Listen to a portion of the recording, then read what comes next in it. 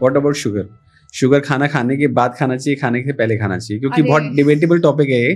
कुछ लोग बोलते हैं नहीं बीच में खाओ, कुछ लोग हाँ बोलते हैं नहीं पहले खा लो, कुछ लोग बोलते हैं नहीं बाद में खाओ। खाना है, खाने के लिए है, खा लो, बट यस आइडियली मिठाई पहले होती है, मीठा पहले खाया जाता है because it activates the digestive system. What happens is we have insulin in our body, okay, that is supposed to come and curb your sugar. तो इंसुलिन जैसे ही आप मीठा खाते हो, body sends insulin from the pancreas. There are many organs in our body जो hormones produce करते हैं, adrenal gland, pituitary, hypothalamus, pancreas, ऐसे करके पूरा. इसलिए एक कोई हार्मोन नहीं है, एक कोई ऑर्गन नहीं होता है, it's a full organ system जिसको एंडोक्रीन सिस्टम कहते हैं. उसमें सब one of the most important is pancreas. Pancreas insulin भेजता है, जैसे ही मीठा बॉडी में डिटेक्ट होता है फिर उसको लोअर डाउन कर देता है, एक बेसलाइन लेवल क्रिएट कर देता है, फिर आप खाना खा लेते हो. बट यूजुअली क्या करते हैं हमें, अगेन वेस्ट, और मैं वेस्ट पे एक मैसेज बाद में बोलना चाहती हूँ, I will come back to that. फिर हम क्या करते हैं, हम मिठाई को लेकिन हमें बताया गया एज डिजर्ट, एज पुडिंग, तो हम खाने के बाद खाते हैं. अब क्या हो रहा है, इंसुलिन आया और इंसुलिन ने एक बेसलाइन डिटेक्ट करा हमारे खाने वाला. खाने में भी मीठा होता है, carbohydrates is sugar. So sugar is not sugar, carbohydrates is also sugar. Everything is eventually broken down to sugar. Glucose, that is our source of energy. So the chemistry works in a manner, everything is sugar. तो insulin उस sugar को cancel out कर देता है. अभी खाना 15-20 minutes, half an hour चलता है, इंसुलिन उसको बेसलाइन समझ लेता है. उसके जब आप मीठा खाते हो उस बेसलाइन के नीचे रह जाता है, इंसुलिन उसको डिटेक्ट नहीं करता. एंड ये बार बार मीठा खाने के बाद भी यही होता है, इट्स कॉल्ड इंसुलिन रेजिस्टेंस. और खाने के बाद जब आप मीठा खाते हो तो इंसुलिन एकदम से एक्ट नहीं करता है. So it's better if you eat मीठा पहले, सो दैट इंसुलिन एकदम से ही आए. It's like the guard, you know, कि एकदम से आके वो चोर को पकड़ के साइड में कर लेता है, बट खाने के नीचे मीठा दब जाता है. In layman if I have to explain, इसलिए आयुर्वेदा में, इंडियन ट्रेडिशनल नॉलेज में कहते हैं कि पहले मीठा खाना चाहिए. तो इससे भूख भी कम हो जाती है आपकी? भूख का तो मुझे नहीं पता, अगर ऐसा है मैंने कहीं पढ़ा नहीं, but yes it definitely activates your digestive system. बोलते हैं ना कि आप खाना खा लो, या फिर ये भी वो बोलते थे कि जैसे आप खाना खा रहे हो तो इमीडिएटली आप मीठा खा लो, तो उससे क्या होगा कि आपकी अगर खाने की क्रेविंग थोड़ी और बची होगी तो वो दब जाएगी. अगर खाना खाने के बाद मीठा खाओ तो? हाँ, मतलब समझ लीजिए जैसे फॉर एन एग्जांपल आपकी डाइट है 5 चपातीज की, राइट? बट अगर आपने 3 चपातीज ही खा लिया, डाइट 5 की है तो फिर तो कुछ भी कर लो, कुछ नहीं होने वाला. You are going to be a bad example. Okay, so ऐसा कहते हैं. सी मेरे पास इसका कोई प्रूफ नहीं है, अच्छा, ठीक है, बट जो अभी तक हमने सुना है, देखा, जो हमारी मेंटल प्रोग्रामिंग है, इट्स लाइक कि आप अगर मीठा खा लेते हो तो आपकी खाने की क्रेविंग कम हो जाती है और आपको भूख नहीं लगती है खाने के बाद. तो जैसे समझ लो आपने 3 रोटी खा ली या 3 चपातीस खा ली, राइट? उसके बाद फिर अगर आप मीठा खा लेते हो तो आपको फिर उतनी भूख नहीं लगेगी, क्योंकि वो तुरंत आपकी भूख को शांत कर देता है. अब क्या इसके पीछे लॉजिक है, आई डोंट नो. नहीं, मुझे नहीं पता इसका लॉजिक, बट मेरे साथ तो ऐसा कुछ नहीं होता. I really don't know about this. आप मीठा खाते हो? बहुत पाप हो गया है ऑलमोस्ट, इतना मीठा खाती हूँ मैं. आई ईट अ लॉट ऑफ मीठा.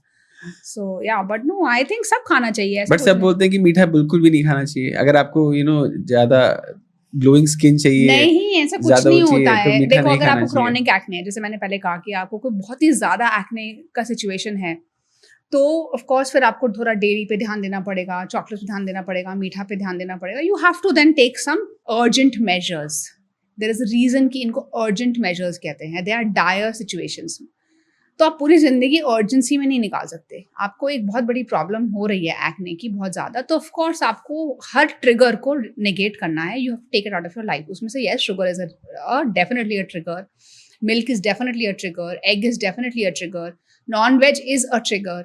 तो ऑफ कोर्स आप फिर वही सात्विक खाने पे चले जाते हैं. जब बीमार होते हैं तो याद आता है नानी दादी मम्मी पापा ठीक कहते थे घर का खाना खाओ, वो करते हैं. बट ऑफ कोर्स हम पूरी लाइफ ऐसे नहीं जी सकते. We are here to live ना. वो कंगना रनौत एक डायलॉग मारती है क्वीन मूवी में, आई थिंक, कि मेरी लाइफ गुप्ता जी जैसी हो गई है. ना वो सिगरेट पीते थे, ना वो दारू पीते थे, ना वो पार्टी करते थे, फिर भी वो कैंसर से मर गए. सो माई पॉइंट इज, आपको गुप्ता जी नहीं बनना है ना, आपको लाइफ जीनी है. Balance is important. तो जब खाते हो खूब खुश होके खुलकर खाओ, relax, all's great.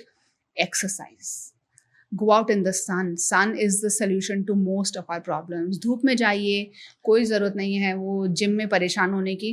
Again Modi ji ने कहा था कि क्या गाड़ी में एसी ऑन करके गाड़ी में बैठो, फिर गाड़ी लेके जिम जाओ, फिर जिम में जाओ, एसी चलाओ, फिर वहाँ पे एसी में पसीना बहाओ, और फिर एनवायरमेंटलिस्ट बन जाओ.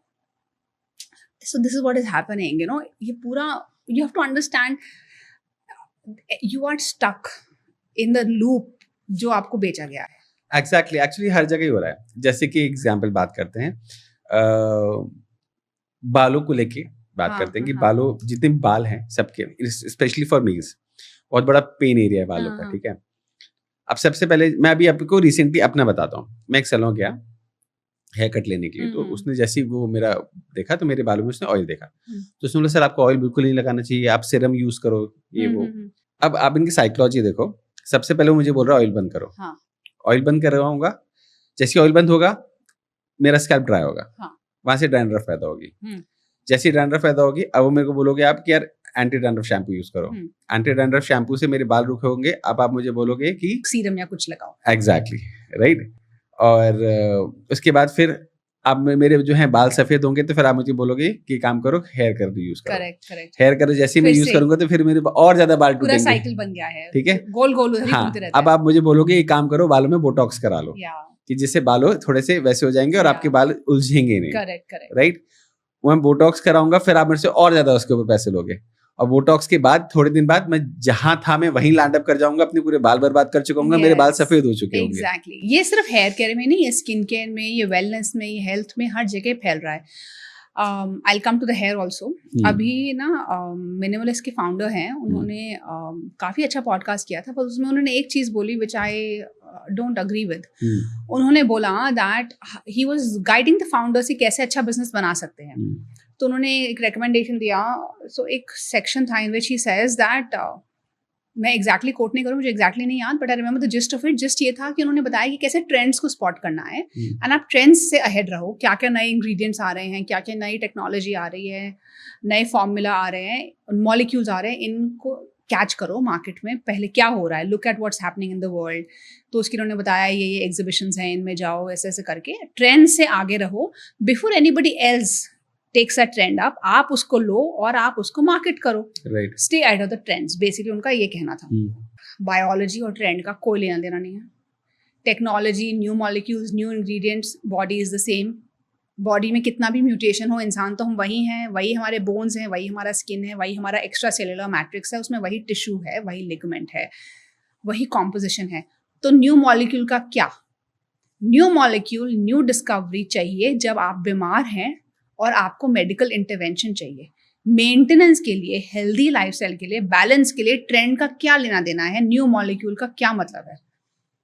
Business is great. बिजनेस बहुत ज़रूरी है बिकॉज पैसा ज़रूरी है. दे से charity begins at home, you know, and also you become a philosopher after you become rich. Right. पैसा ज़रूरी है. और आप चैरिटी भी तभी कर सकते हो जब आपके पास पैसा हो. आप किसी की हेल्प बिना, खाली पॉकेट आपकी है तो आप किसी की क्या ही हेल्प करोगे.